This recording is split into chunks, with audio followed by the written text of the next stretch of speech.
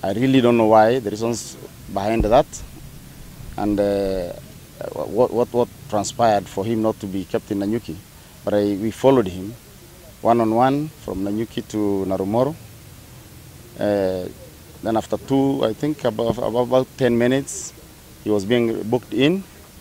He just called me now to inform me that he has already been informed that he's booked in and he'll be here up to Monday so that he can be taken to court. The Mheshimiwa Lempurkel has been on run because he had a statement in Maralal, that is on 20th of this month, to the effect that when the NASA government takes over, he was going to submit all the rages which has taken the big part of the county to the locals. So upon that, it's a statement that was not taken lightly because of NSIC and DCI.